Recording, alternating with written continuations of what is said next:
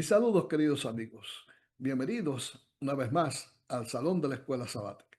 Soy el pastor Rolando González y estoy muy contento de que estés aquí para estudiar juntos la lección que nos corresponde, Monumentos de Gracia. ¿Qué cosa es un monumento? Bueno, un monumento es algo que se erige para honrar algo, para recordar un evento, para traer a la memoria cosas que han ocurrido en el pasado. Y quizás has visto en tu país, en cada lugar, tal vez en algún parque, algún monumento que tiene que ver con algún prócer, algún patriota o algún acontecimiento ocurrido en la historia de tu país.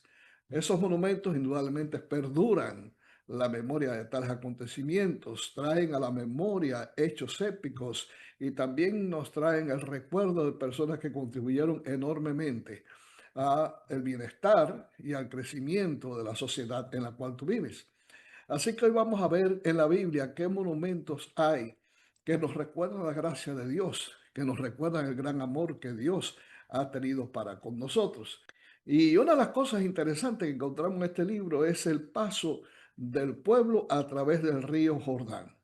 Ya anteriormente, 40 años atrás, y los israelitas recordaban ese hecho, indudablemente había sido muy extraordinaria la proeza realizada por Dios cuando abrió el Mar Rojo. Y ahora, pues, el pueblo se encontraba rumbo a la Canaán, ya estaba en los linderos de la tierra prometida, y el río Jordán, pues, indudablemente estaba entorpeciendo el paso para pasar directamente a ese lugar. Así que, ¿por qué pidió Dios a los israelitas que se prepararan especialmente para lo que estaba a punto de ocurrir? Vemos en el texto que tenemos a continuación, Josué 3, versículos 1 al 5, que dice que Josué se levantó de mañana y él y todos los hijos de Israel partieron de Sitín y vinieron hasta el Jordán y reposaron allí antes de pasarlo. Y después de 3 días los oficiales recorrieron el campamento y mandaron al pueblo diciendo: cuando veáis el arca del pacto de Jehová vuestro Dios y los levitas sacerdotes que la llevan, vosotros saldréis vuestro lugar y marcharéis en pos de ella, a fin de que sepáis el camino por donde habéis de ir, por cuanto vosotros no habéis pasado antes de ahora por este camino. Pero entre vosotros y ella haya distancia como de 2000 codos, no os acerquéis a ella. Y Josué dijo al pueblo: santificaos, porque Jehová hará mañana maravillas entre vosotros. ¿Por qué? Repito la pregunta, Josué pidió esto al pueblo, que se santificaran. Fueron instrucciones dadas por Dios. Quisiera de alguna forma aplicar esto a nuestra vida actual. También nosotros, como el pueblo de Israel, vamos en busca de grandes conquistas y vamos a tener que enfrentar grandes retos en nuestra vida cristiana. Ellos tenían por delante la ciudad de Jericó, y para que Dios pudiera hacer un milagro, para que Dios pudiera hacer sus grandes proezas, el pueblo necesitaba estar santificado. El pueblo debe estar preparado para eso, y también así nosotros. Ellos tenían que ir guiándose por el arca del pacto que iba a abrir el camino hasta que ellos finalmente arribaran a la tierra prometida. Nosotros tenemos delante a Jesús. Él es precisamente el arca del pacto que nos está guiando, porque el arca del pacto representaba indudablemente a Dios en toda su gloria, era el asiento del trono de Dios. Y nosotros nos dirigimos también a la Canaán celestial y tenemos que estar con los ojos puestos fijos en Jesús, como decía el apóstol Pablo. Es Él nuestro galardón, Él es nuestro guía, es nuestro ejemplo. Y debemos ser santificados para poder marchar con Jesús y finalmente arribar a la tierra de promisión, que no es ya una tierra en este mundo, sino que es la morada de los hijos de Dios que el Señor fue a preparar para cada uno de nosotros. En Números capítulo 14, versículos 41 al 44, encontramos que anteriormente Moisés había dicho: ¿por qué quebrantáis el mandamiento de Jehová? Esto tampoco saldrá bien. No subáis, porque Jehová no está en medio de vosotros. No seáis heridos delante de vuestros enemigos. De manera que el pueblo se había rebelado contra Dios, el pueblo no tenía la protección del Señor, por lo tanto no podían aventurarse a pasar a la tierra prometida porque seguramente sería una gran derrota para ellos. Y eso nos muestra a nosotros, queridos, de que si nosotros no contamos con la protección de Dios, no podemos avanzar seguros en el mundo en el cual nos encontramos. Tenemos muchos enemigos a nuestro alrededor. El mundo realmente está sucumbiendo por causa de la maldad, del crimen y otras tantas cosas que están ocurriendo. Y nuestra única seguridad es estar anclados en el Señor. Es vivir consagrados al Señor y que cada día seamos santificados por el estudio de su palabra y por la influencia del Espíritu Santo en nuestra vida. Sencillamente porque tenemos un Dios que es el Dios de las maravillas. Josué nos continúa diciendo ahí en el capítulo 3, versículos 6 al 17, que nos dice el milagroso cruce del Jordán acerca de la naturaleza de Dios, el Dios a quien tú y yo servimos. Y dice que Josué habló a los sacerdotes diciendo, tomad el arca del pacto y pasad delante del pueblo. Y ellos tomaron el arca del pacto y fueron delante del pueblo. He aquí el arca del pacto del Señor de toda la tierra pasará delante de vosotros en medio del Jordán. Tomad pues ahora 12 hombres de las tribus de Israel, uno de cada tribu, y cuando las plantas de los pies de los sacerdotes que llevan el arca de Jehová, Señor de toda la tierra, se asienten en las aguas del Jordán, las aguas del Jordán se dividirán porque las aguas que vienen de arriba se detendrán en un montón. Y aconteció cuando partió el pueblo de sus tiendas para pasar el Jordán con los sacerdotes delante del pueblo, llevando el arca del pacto, cuando los que llevaban el arca entraron en el Jordán y los pies de los sacerdotes que llevaban el arca fueron mojados a la orilla del agua, porque el Jordán suele desbordarse por todas sus orillas todo el tiempo de la siega, las aguas que venían de arriba se detuvieron como en un montón, bien lejos de la ciudad de Adán, que está al lado de Zaretán, y los que descendían al mar de Araba, el mar salado, se acabaron y fueron divididas y el pueblo pasó en dirección de Jericó. ¿Te imaginas? Yo me asombro de cómo Dios actúa en una forma tan maravillosa. Es increíble lo que ocurrió, pero la descripción es bien clara. Las aguas que venían de la parte izquierda, ahí se amontonaron. Las que estaban a la parte derecha se acabaron porque el río siguió su curso. Fue diferente al caso del océano, o sea, del Mar Rojo, porque en el Mar Rojo, cuando Dios abrió las aguas, quedaron dos muros expuestos allí y un terreno seco, pasadizo seco, a través del cual pasó el pueblo. Pero en este caso no, esto es un río. Así que las aguas que iban de camino desaparecieron, siguieron su curso, mientras que las otras quedaron detenidas por las manos de los ángeles en un muro que franqueó al pueblo hasta que pasó a la otra orilla. Y repito, esto es una de las cosas que realmente nos muestra el poder y la grandeza de nuestro Dios, que es capaz de abrir las aguas, abrir un camino seguro para que nosotros podamos pasar en medio de tormentas que a veces enfrentamos, en medio de circunstancias difíciles. Muchos de nosotros indudablemente estamos tal vez enfrentando problemas en nuestra vida y nos pareciera que no podemos avanzar.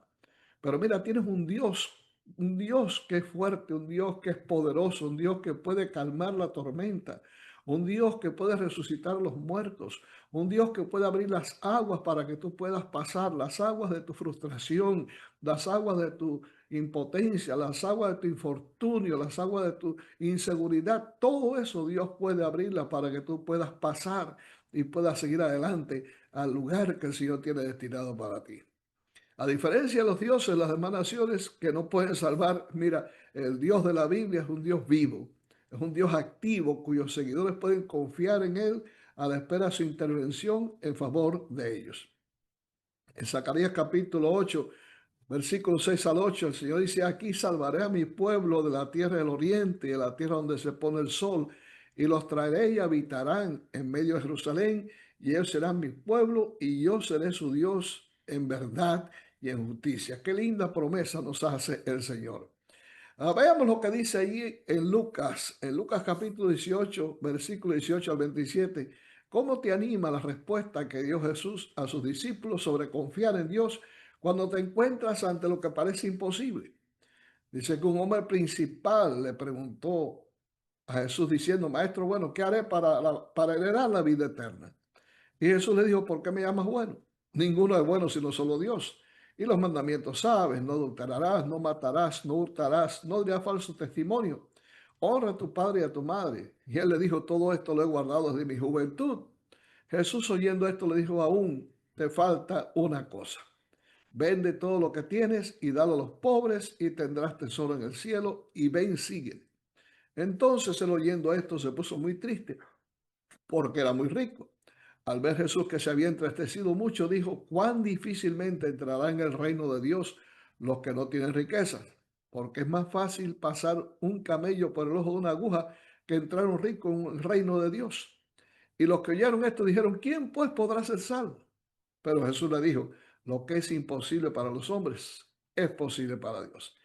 Todo es posible para Dios. No hay nada que Dios no pueda hacer. No hay situación, por difícil que te parezca, que Dios no pueda traer solución a esa situación. Si tus hijos están perdidos, si estás pasando por problemas económicos en tu hogar, si tu matrimonio está destruido, ten la plena seguridad de que si llevas tu caso a Dios, Él tiene una solución para todo eso. Dios es el Dios de lo imposible. Dios es el Dios que puede ayudarnos a salir de nuestras frustraciones, del lodo en el cual nos encontramos casi hasta el cuello. Dios nos puede sacar y nos puede ayudar a marchar por un terreno firme para la honra y gloria de su nombre. Por eso tenemos que recordar todas estas cosas, porque evidentemente nos hacen ver que el mismo Dios que actuó en el pasado es el Dios que sigue actuando hoy. Dice la sierva de Dios que durante toda la historia del pueblo de Dios, los que hayan procurado ejecutar los propósitos del cielo se han visto frente a montañas de dificultades, aparentemente insuperables. El Señor permite, aquí está la clave, el Señor permite esos obstáculos para probar nuestra fe.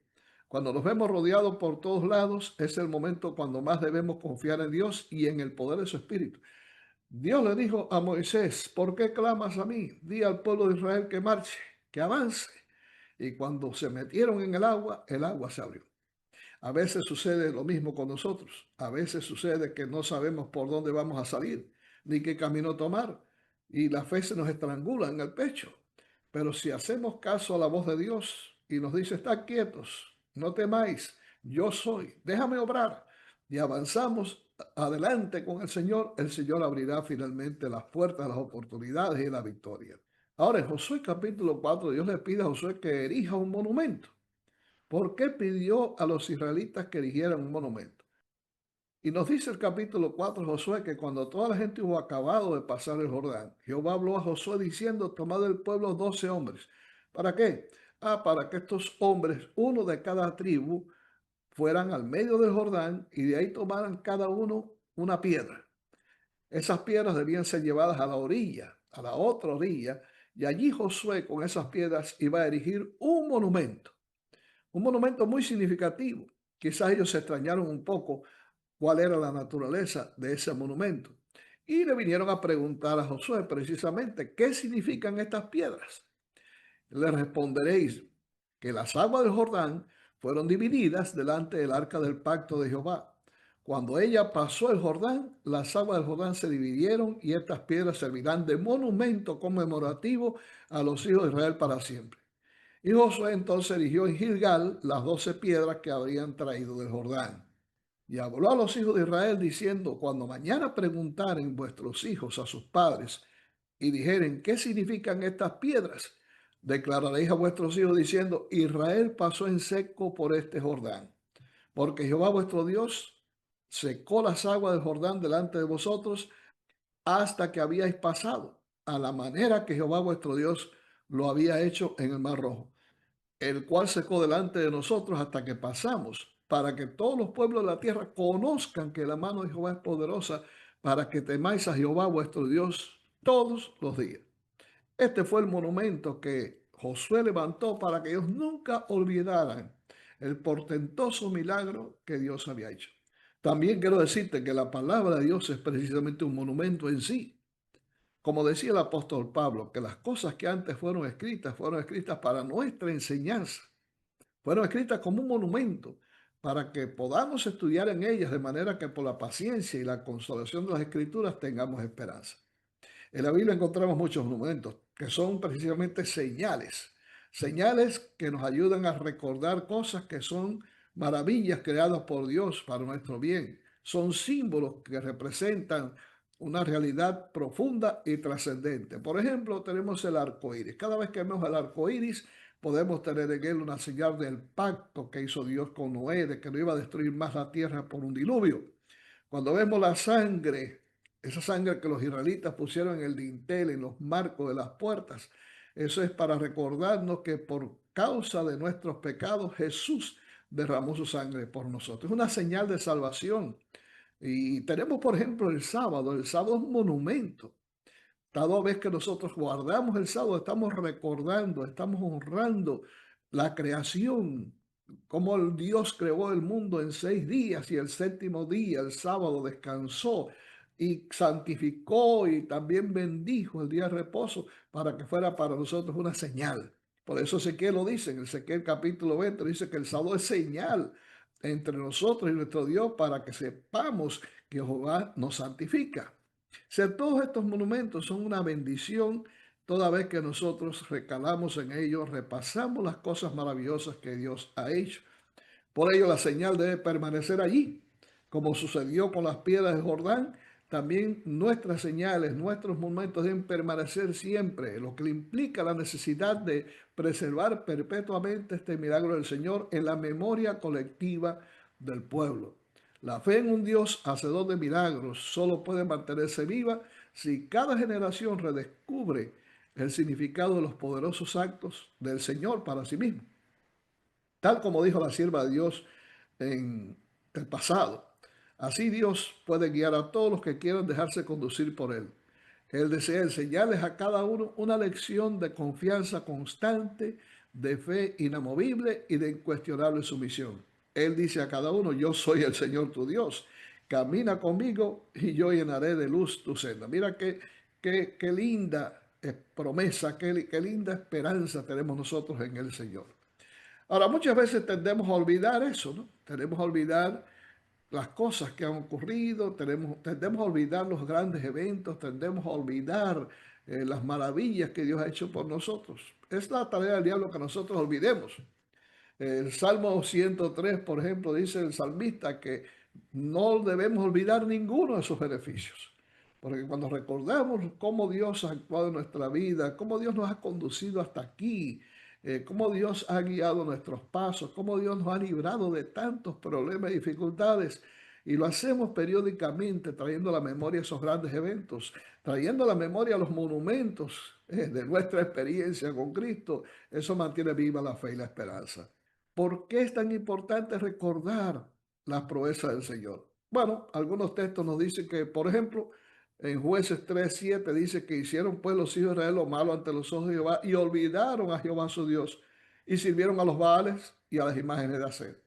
Porque olvidaron lo que Dios había hecho, se dedicaron a adorar a otros dioses. Mira, cuando tú olvidas al Señor, cuando tú comienzas a padecer de Alzheimer espiritual y olvidas las maravillas que Dios ha hecho en tu vida, lo más seguro es que te vas a hundir en el pecado, te vas a alejar del Señor y vas a comenzar en caminos que realmente no te llevan a ninguna cosa, sino solamente al mal y a la destrucción. Los hijos de Israel no se acordaron de Dios, que los había librado de todos sus enemigos en derredor, y mira lo que sucedió con ellos. Se olvidaron de las obras de Dios y de las maravillas que Dios les había mostrado. Pero Dios quiere que tú te recuerdes, quiere que tú hagas ejercicios mentales, espirituales diariamente, recordando las cosas maravillosas que ha hecho por ti para que te mantenga bien y para que puedas seguir avanzando y para que Dios pueda seguir guiando tu camino. Él dice que haré perpetua la memoria de tu nombre en todas las generaciones, decía el salmista, por lo cual te alabarán los pueblos eternamente y para siempre. Eso es lo que debemos hacer nosotros también. Si hacemos perpetua la memoria a Dios, si le decimos a los demás lo que Dios ha hecho por nosotros, si le contamos a nuestros vecinos, a nuestros familiares, cómo Dios nos ha guardado y nos ha protegido, mira, evidentemente no solamente vas a ser un testimonio para ellos, sino que vas a grabar en tu memoria todas esas grandes verdades. Y todas esas cosas pues van a mantenerte fresco en la vida cristiana, van a mantenerte vivo avanzando en el camino del Señor. ¿Por qué debemos recordar siempre lo que Cristo hizo por nosotros? ¿Hay acaso algo más importante que eso? Mira lo que dice el apóstol Pablo en 1 Corintios 11, un texto conocido, hablando precisamente de lo que Jesús hizo cuando estuvo en el aposento alto con sus discípulos, después de lavarle los pies, dice que él tomó pan, dio gracias, lo partió y dijo: tomad, comed, esto es mi cuerpo que por vosotros es partido. Haced esto en memoria de mí. Aquí tenemos otro monumento glorioso. Y asimismo también tomó la copa después de haber cenado, diciendo: esta copa es el nuevo pacto en mi sangre. Haced esto todas las veces que la bebiereis en memoria de mí. Quiere decir que Dios instituyó, Jesús instituyó el rito de comunión, la Santa Cena, para que pudiésemos recordar su muerte, para que pudiésemos recordar lo que costó nuestra salvación. Así que cada vez que en tu iglesia se celebra el rito de comunión, no pierdas ese evento, porque es el monumento que te ayuda a recordar el sufrimiento de Cristo, te ayuda a recordar su sacrificio. Cuando tú puedes contemplar a través del pedacito de pan y de la copita de jugo de uva, puedes contemplar como un símbolo, como un monumento, el cuerpo de Jesús que fue quebrantado por ti, fue lacerado por ti, la sangre de Cristo que brotó de sus heridas y derramó esa sangre por tu salvación, por tus pecados. Mira, eso mantiene en tu mente fresca la memoria de lo que costó al cielo, que hoy tú tengas esa maravillosa promesa de vida eterna. Y por eso, a lo menos una vez en el trimestre, en nuestras iglesias, debemos tener nuestro servicio de comunión para poder recordar ese gran evento de lo que costó nuestra salvación. Elena White dice que no tenemos nada que temer del futuro a menos que olvidemos la manera en que el Señor nos ha conducido y lo que nos ha enseñado en nuestra historia pasada. Ahora, tenemos que seguir avanzando. Tenemos que seguir avanzando más allá del Jordán, más allá de este mundo, más allá de la miseria en que vivimos, más allá del pecado, más allá de todas las malas cosas que nos ha traído el pecado. Salmo 66, versículo 6 dice que convirtió el mar en tierra seca y por el río pasaron a pie. Tanto el cruce del Mar Rojo como el del Jordán señalan una nueva era en la historia bíblica y ambos tienen un significado simbólico. O sea, de la misma manera que el pueblo de Israel, al enfrentarse a aquellos grandes obstáculos, demostró fe avanzando hacia adelante y el agua se abrió, así también nosotros tenemos que avanzar por fe, confiados en que delante de nosotros va el gran Moisés, el gran Josué. En ambos casos esto está representando a Cristo, porque Cristo finalmente es el que abre las aguas. Cristo es el que finalmente hace que las oportunidades fluyan. Cristo es el que hace que la vida pueda realmente ser maravillosa para ti, así como para mí. Porque Cristo finalmente es el que abre el camino. Él echa a un lado los muros que representan tal vez aquellas cosas que el diablo usa para impedirnos avanzar. Pero si avanzamos mirando al Señor por la fe, Él va a hacer que todos esos muros sean puestos a un lado y nosotros podamos seguir adelante, podamos entrar a través del camino que el Señor nos abre, puestos los ojos en Jesús, el autor y consumador de nuestra fe, y seguir avanzando hasta llegar a la otra orilla, el lugar donde se encuentra la gloriosa tierra que Dios nos ha prometido. En Mateo capítulo 3, versículos 16 y 17, ¿de qué manera van a entender los escritores del Nuevo Testamento que el río Jordán tiene un significado espiritual y también simbólico? Dice que Jesús, después que fue bautizado, subió del agua y aquí los cielos le fueron abiertos y vio al Espíritu de Dios que descendía como paloma y venía sobre él y una voz del cielo que le decía: este es mi Hijo amado en quien tengo complacencia.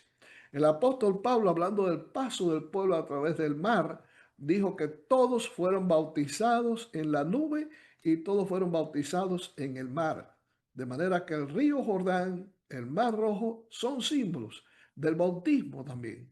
Son símbolos de tu entrega completa al Señor y tu decisión de bautizarte para formar parte del pueblo de Dios. Recuerda lo que dice Marcos, capítulo 16, que el que creyere y fuere bautizado será salvo, pero el que no creyere será condenado.